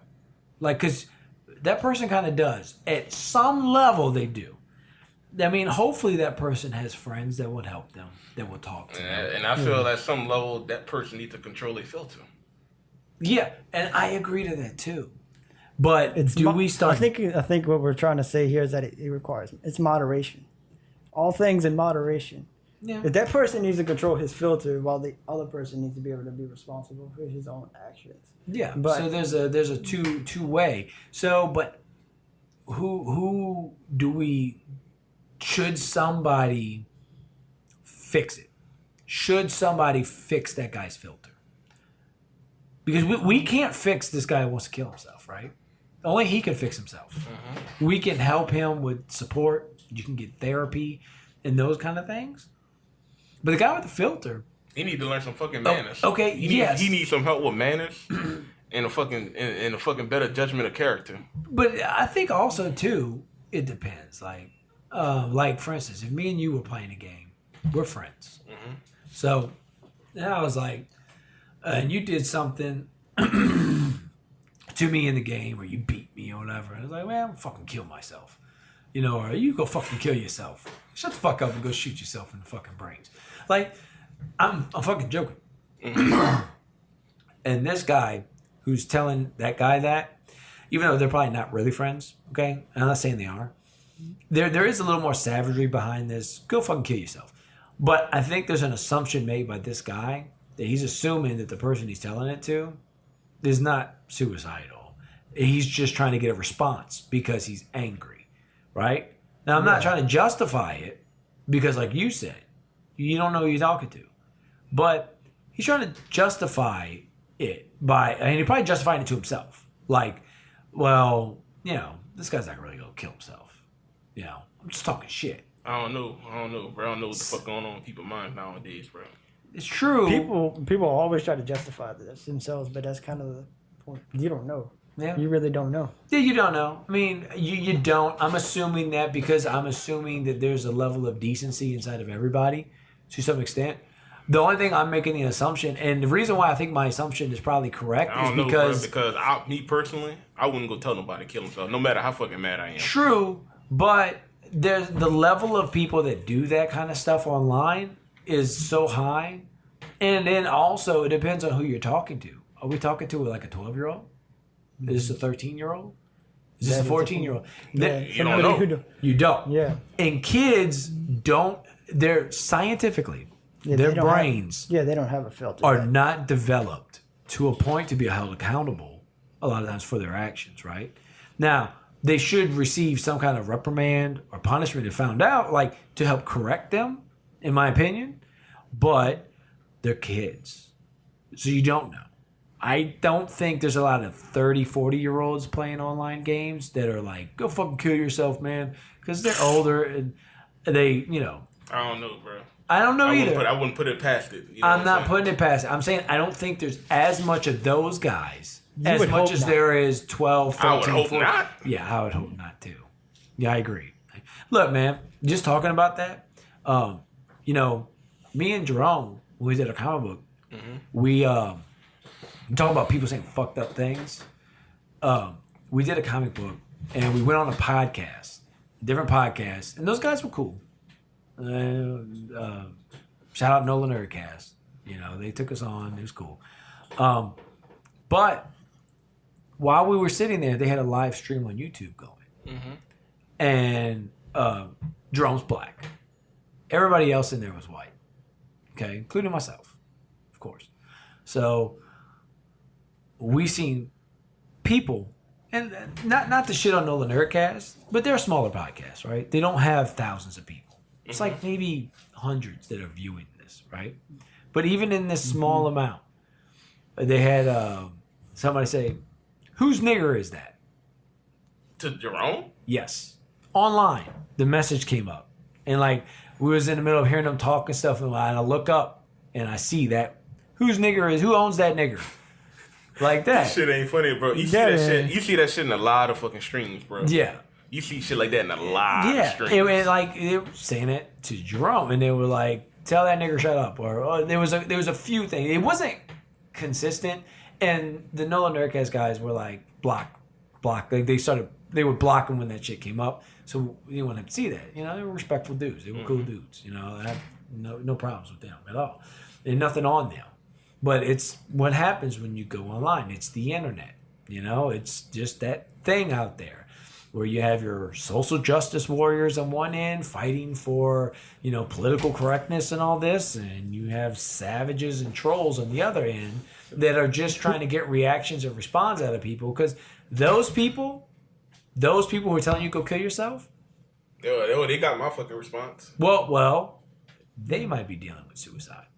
They might be dealing with killing themselves, and because not everybody's suicide walk is a walk of depression, and a walk of like sadness and woe is me. Some of it's a lot of anger and self-destruction. Yes, yeah. Some of it is that way.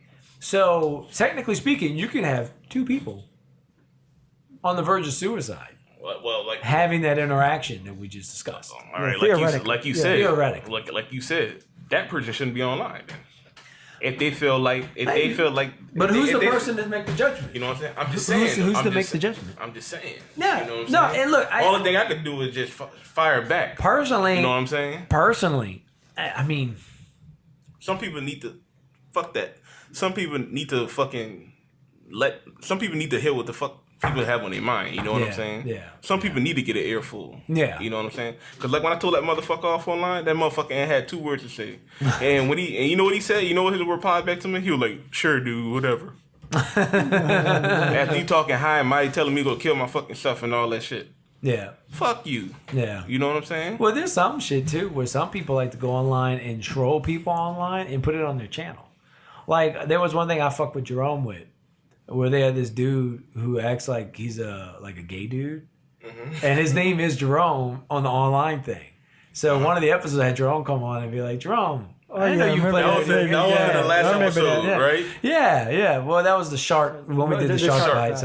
So, and I fuck with Jerome a little bit with that because he used the name Jerome. And I was like, Jerome said, "That's not me." Yeah, that's not me. So, yeah, but anyway, that guy, looking at it, it looks like he does like a channel or something like where he likes to troll people that way, and he does gay shit like, "Hey, come here, I'm gonna suck your dick. Come here, boy, I'm gonna suck your dick, man. Oh man, I want to get a dick in my ass or whatever, some gay shit." And he's like, "No, man, I ain't gay, man, but I'll suck your dick." Like stuff like that. So he would talk like that and do that kind of stuff because he's trying to get a rise out of people and put it on his channel because to him it's funny. That's funny. But it's not funny to the person who's not knowing it's a fucking show, right? So that person you're dealing with that you could have told off, or somebody telling you shit. But but at the same time, I don't think that person will kill himself because somebody asked him to fucking suck their dick. You know what I'm saying? No, like, but there could be somebody else's channel who tells people to kill themselves or tells people grueling, rude ass shit. Well, that person fucked up. Yeah. But that person fucked up. And that's true. And hopefully they're not streaming shit like that. But you don't know. If you got fucking time on your hand like that to go on fucking stream, go on the internet and tell somebody to kill them fucking self, motherfucker, you got issues. Yeah. You know what I'm saying? Motherfucker, you need to be dealt with. Yeah. Fuck that. I agree. You know what I'm saying? But as far as somebody playing a role as being gay, that shit comical. You know yeah, what I'm but I wasn't. And I get people don't like that. You know what I'm saying? But my point is that's not an extreme that's gonna make somebody. I feel like that's not an extreme. That's gonna go make somebody kill themselves. And I agree with you. My point was just that there are people who might do other things, and they might not be telling people to go kill themselves. Yeah, I completely understand. And they might not be telling people gay stuff, but they could be saying something that triggers something to somebody else, and they're doing it because it's funny for their show or it makes interesting shit for the show. Yeah, so, but that's a different level. That's provoking. Yeah, what this dude is doing provoking. Yeah. This dude fucking going off of somebody because they messed up. That's a difference. You know what I'm saying? That's 2 different extremes. Yeah. You know what I'm saying? Yeah. I could go online and fucking be like, I'm gonna go suck your dick, you know what I'm saying, make you mad and shit like that. Because I'm trolling you intentionally. But you gonna be that harsh on me for me messing up? Dude, that's a problem. Yeah.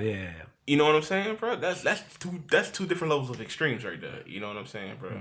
If I fuck up, give me constructive criticism. Don't go tell me to kill myself. All right, Kevin. Any more to say on this thing?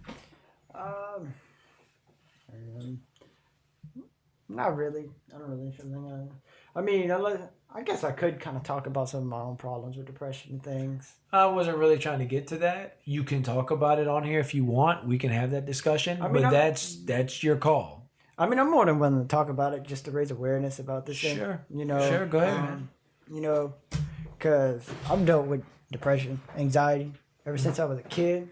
Like you said, a lot of times you start to see it in your teenage years when you get into high school, but there is adolescent depression and anxiety where kids they'll get it usually around age 10 or so.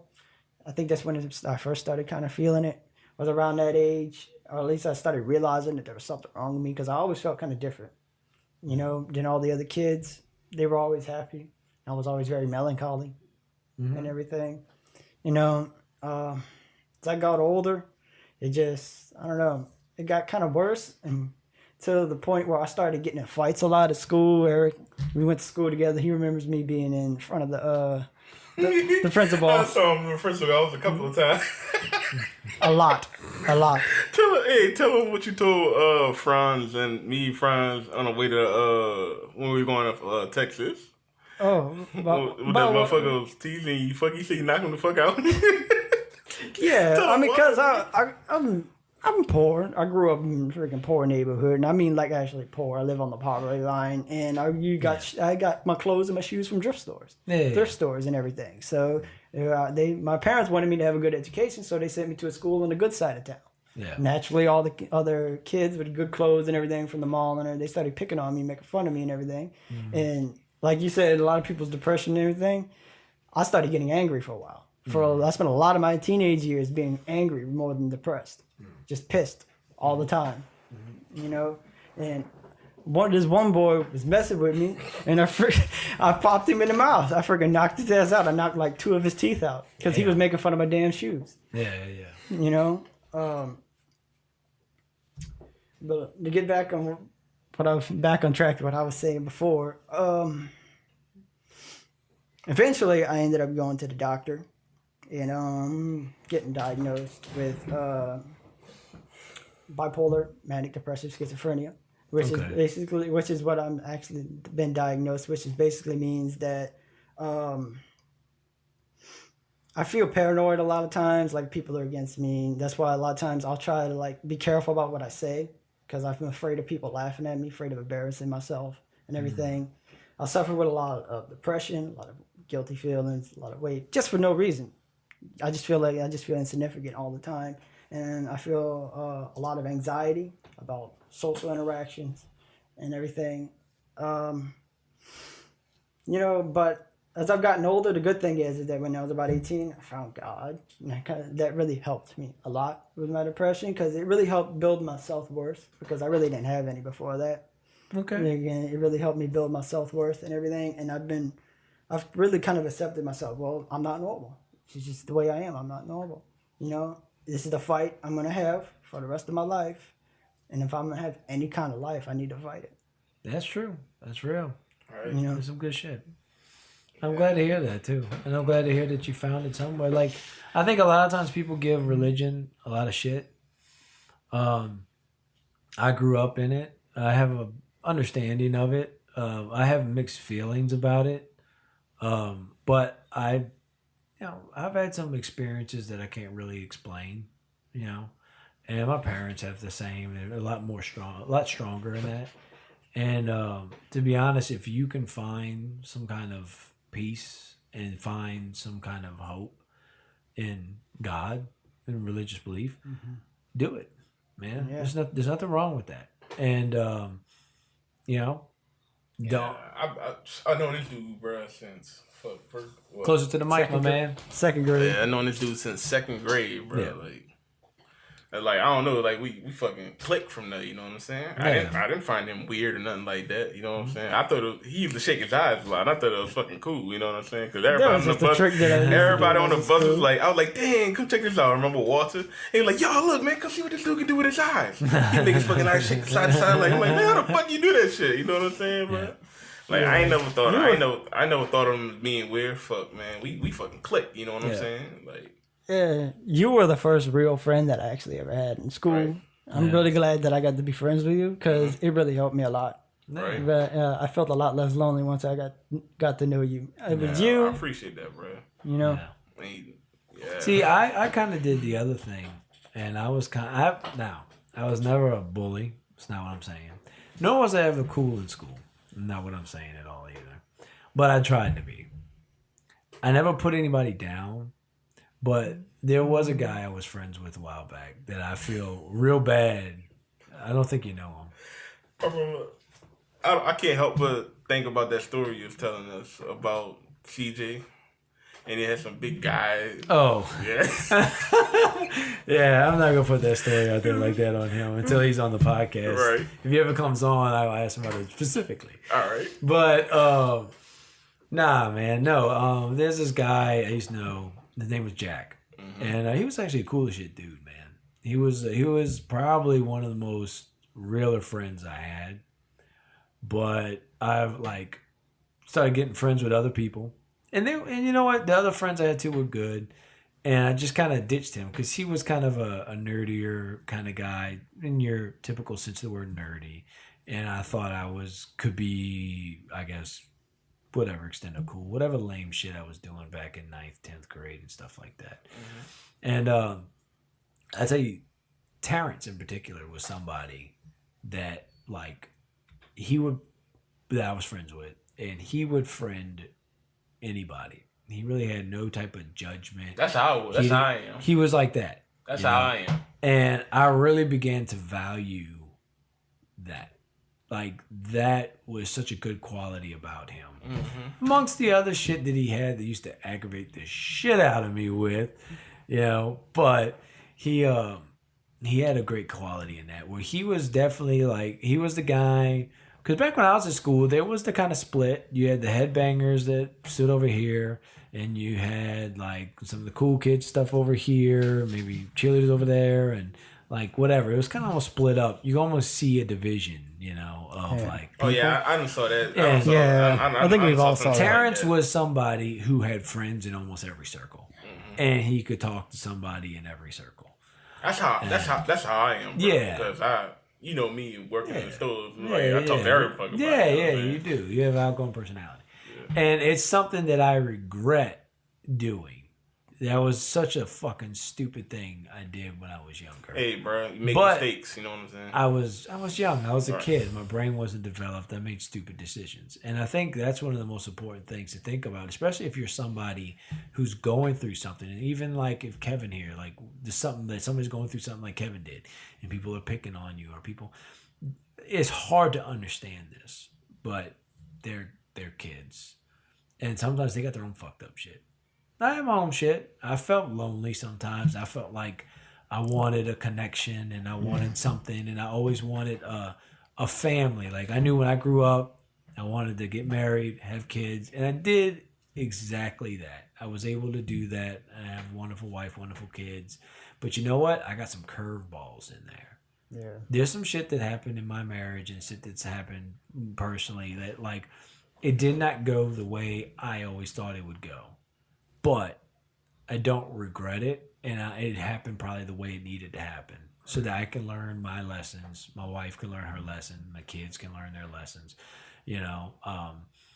and we grow from that. And you're going to grow with your experience and your continued experience, right. And you can put this out. And if one person hears this discussion we have and makes a life-changing decision for the better, thanks for sharing. That is powerful. And anybody who wants to message us, contact us, talk to us, I mean, we've got open channels. I'll chat with you. Kevin will chat with you. Kevin's always there on YouTube. He's the guy who runs our YouTube stuff and all that. And I'm going to make sure he gets a hold of some of our social media stuff too, because I don't think you have the stuff for it, but I can set you up. Because I could use some help with sharing stuff and being a little more relevant. But so I just kind of wanted to have a serious, this whole segment, waking up, I thought of it as a good idea, because I think that even though you can find tons of podcasts where it's gamers talking about games, sometimes maybe gamers want to hear gamers talk about other shit. Problems, real life shit. Not just problems. problems. Not just real world problems, but just real world things. Yeah. It doesn't have to be problems, but it can be. Right. But and that's why I thought this could be an interesting segment to do. And I figured suicide's a big thing, and it's something I've been hearing about a while. I thought we'd have this conversation. And so I appreciate you opening up with that. And I hope the talk was helpful in some way. And if you want more, if you want us maybe discuss more about it or anything like that, just message us. But we're going to go ahead and start closing the show. But we're going to end off with the weight loss challenge. It's over. You sad motherfucker. You fucking bum, you. Yep. Get your hand off my penis! Yep. You motherfucker. You, go ahead, Kevin. Why don't you tell us what the weights were? You took the pictures, and I'll let you go ahead and say how things ended off. Well, let me pull them up here. And while we're doing that, so Eric. All right. First, hold on. Let's do this. Eric, what did you do to try and lose weight? Well, Drink water. Because you did lose weight. We I both tried- lost weight. And so that's good. what I did was I just stopped drinking I know you did. sugary drinks and stopped eating. That's I stopped drinking sugary drinks and I stopped eating sweet treats. If that's What was your sweet treats? like, I'll eat a pie every now and then, you know what I'm saying? Whenever I get a sweet tooth, you know what I'm saying? I used to, The whole pie? no, not the whole pie, just like You sound like you just eat the whole fucking pie. Nah. No, like the little Debbie snack cakes and stuff like that. Yeah. You know, I used to like eat like whenever I get sweet tooth, I eat it. And I used to knock down a lot of Sprites. You know what I'm saying? Yeah, butthole's delicious. I don't know about that, but yeah, I knocked down some Sprites and all that, and I was like, man, you know what? With this weight loss challenge, let me just try and separate that from my daily diet and just drink water and tea. And it did have an effect. You know, I lost 10 pounds. I lost 10 pounds. You know, I could have did more, but I just was experimenting to see how much I can really lose. Kevin, what was his starting weight? Starting weight was 373.2. And what is Final his weight. ending weight? His ending weight is, I'm going back to the picture, 363 even. 363 even. Nice. So you lost about 10.2 pounds, 10 and a quarter pounds. Yeah. Yeah. 10 pounds. So You must have Not farted bad. before you got on the scale. there you go. Wait, I must have what? That. Whatever. But no, that's good. So it was about 2.5 months. I think we started at the end of May, and right now it's August. 12? What's today's date? And August 12th. I didn't really change the way I really didn't change the way I ate too drastically. I ate kind of like the same. Yeah. But now that I see that drinking water and cutting out sugary drinks and eating sweets less, well, I really didn't really eat sweets like that. It helps to lose weight. So That's cool. yeah, if I give y'all advice on some kind of weight loss, cut out sugary drinks and sweets. I could 'Cause give that y'all a helps. nice 10-pound dumbbell workout that whooped Eric's ass. We're not gonna talk about that. So, we're gonna get back to set. Tell us what you did to lose weight. All right. I'm going to talk a little bit about it, and I'm thinking about doing a separate podcast to talk more about it because how much weight did I lose? Your starting weight was 271.7, and your final weight was 235.2. So you lost about 36 pounds? Yeah, 36 pounds. 36 From pounds. the start, so about two months, few weeks. Yep. So, and everybody's been telling me, "Oh man, you lost some weight, you lost weight," and so that's cool. I started slow. My job, I'm very active, so that helped. But the problem is, even with an active job where you're physically doing stuff, you get complacent with it. Your body gets complacent with that form of exercise and movement. Called the plateau effect. Yeah, and so like when I first started the job, I actually lost some weight and then I gained it back. Right? So you got to kind of keep pushing yourself. And then also I wasn't controlling the way I ate. So my first step was to get my eating under control. And I'm planning on doing this even like now. Like I don't want to stop because I want to get down to like 200 pounds. And apparently I think Jerome wants to try and do a challenge. So we might have a new challenge come up in the next week or two. So A new challenger but, enters. yes. But so what I did was I ate less. What I do is I stick to fruits like almonds, yogurts, and stuff like that. And what I would do is this. At the end of the day, especially on work days, on days when I'm off, I did it different.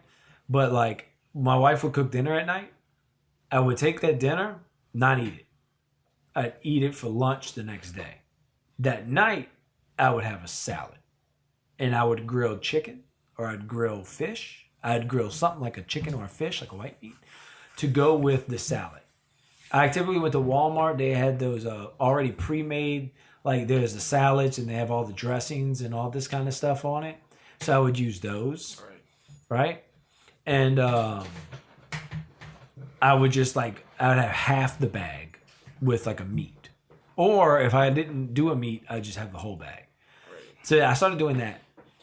And then I, drinking a lot of water like that. I would drink coconut water as well, like one a day. That's high in potassium. Yeah, very high in potassium.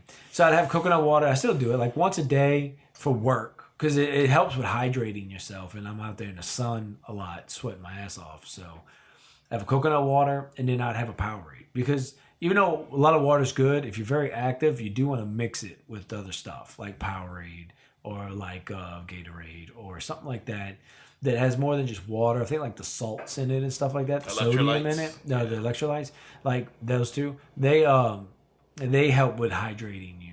It's actually not completely good to just be on straight water if you're going to be very active in the sun and all that kind of stuff.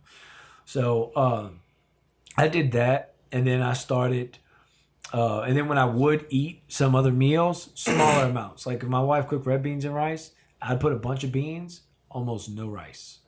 I was just eating beans with just a small bit of rice. If I had spaghetti, I'd have the meat and pasta sauce, but no, like little bit of noodles, almost no noodles. Cut my serving down to where now, like I don't even eat that much in general. I'm not even that hungry most of the time. Like my hunger is like very different. Like today, I cooked a nice breakfast, some eggs, scrambled eggs with some bell pepper and onion in it. Mm-hmm. It's some bacon, some sausage links. But like I had like 3 sausage links, 3 strips of bacon, 1 biscuit roll, and then I had just like a little smaller thing of like scrambled eggs, right? And I put them all into, I used this Fitbit as a tracker, and I put them all into this app that counts my calories. I just scan the barcodes, and I get all the calorie counts. And that was like maybe about 500 calories. Didn't eat nothing else to the chicken you just said. Right. You know what I'm saying? Except for some almonds. I had a small handful of almonds. That was it, right? Man, almonds, you got to watch almonds, man, because them things get addictive. That's not just addictive, high in calorie. Very high in calorie if you're not paying attention. So, small amount. That's what I said. Like a small, I think I counted them. It was like 16 or 18 For how many? almonds. Just single almonds. There's like 16 or 18 almonds. Damn. It's not a lot. It's actually small. Those small almonds in the bag. A good serving in the bag is like 24. Mm-hmm. It's just less than 1 serving. Okay. So, because almonds, you can almost do like chips. You just keep eating them. And you don't know. And then I get raw almonds. So they're not salted or roasted in any way. It's just a raw almond, which is more nutritious for you and all that. Yeah. So I did that kind of stuff. Changed my eating. And then what I would do is I start jogging on the weekends. Because on the weekends, this is where I always had my problem when I was trying to do weight loss before and stuff. It's like the weekends, I would just be too loose. And I would go eat whatever, drink whatever. During the work days, I'd actually do pretty good with my eating.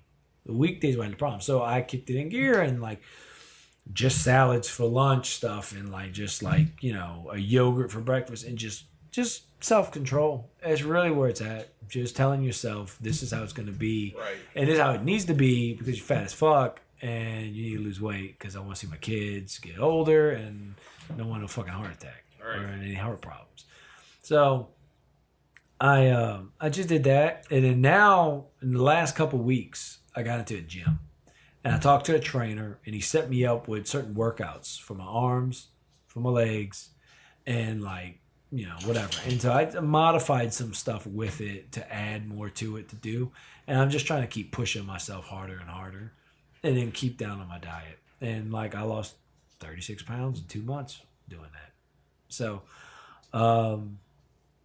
yeah. And it was fun. It's good. And I still want to do it. And I'm looking forward to Jerome and doing stuff with him. So, another thing I did when I did cook foods, instead of using butter, coconut oil. Instead of using Pam spray stuff, avocado spray. Instead of using these other things to make the food taste better, use just healthier options. If you just cut in small calories. And the other thing I did was watch my macronutrients. Okay? It's not just the calories. It's also how many carbs you're intaking, how much fats you're intaking, and how much protein. And you watch those as well as your calories. And you can lose a lot of weight that way. I might try to talk a little more. Might even tell you like what things I specifically ate, and drank, and stuff like that. I'm thinking about doing a podcast episode where I just talk about that for anybody that's interested. But that's how we did it. So I won, motherfucker. So when you get your Switch, you gotta buy yourself a Legend of Zelda. I'm keeping yours. All right, that's fine. That's fine. You can keep it.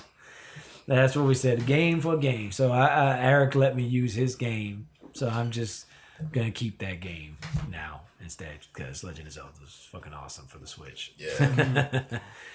And Eric's gonna get his Switch, and we're gonna have to get some games together. We need to do some streaming stuff, Eric. We need to do some stuff. We do. Like Paragon's cool, but I don't think I have the time to really get into something as deep as that.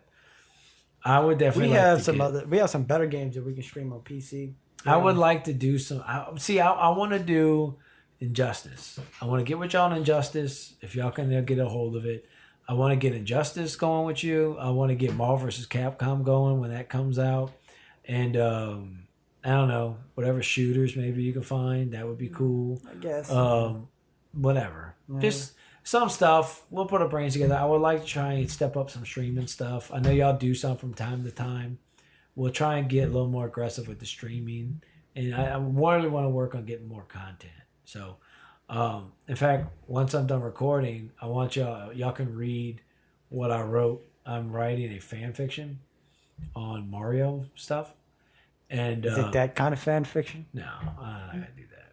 But it's but what I want to do is live readings of fan fiction With on snaps. here. And so I'll have drops set up. And we'll do, and I'll do a live action on the fan fiction I'm doing.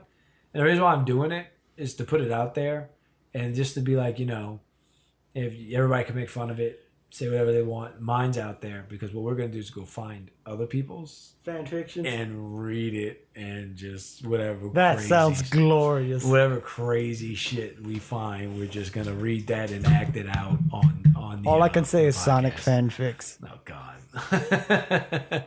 So that's what I'm thinking we're gonna do. I think that could be fun stuff to do. I'm always just trying to think of different segments and stuff like that. I think the next cooking thing we got is Dr. Robotnik's egg omelet. We're gonna record that not next Saturday, but the one after. So that should be fun too. But we did a solid. This is almost a 2-hour episode, guys. We really talking shit this episode. Yep, this is an hour 50 minutes. So, we had a game. We played Who's That Character, which I forgot to put the drop. I have Jackie Chan yelling out, "Who am I?" I can edit it in for you if you really want to. I got it too. I could do that if I want. I typically do. I'd like to do all my drops while we're here so we can react to it. Sure. So, yeah. But anyways, thanks for listening. Hope y'all enjoy it. And, what's the movie we're doing next on Losing Lives, Eric? Chambra. Okay, and that's off of a game, right? The game came first? Called Peachy Peachy Splashy. That's two different games. That's two different games. Yeah, but if you heard one of the last episodes, we had a whole thing about Peachy Peachy Splash in one of the E3 episodes. I'll plan on getting that game. Yeah, Peachy Peachy Splash. I'm sure you are, Eric. All right, everybody. See you later. Later. Peace.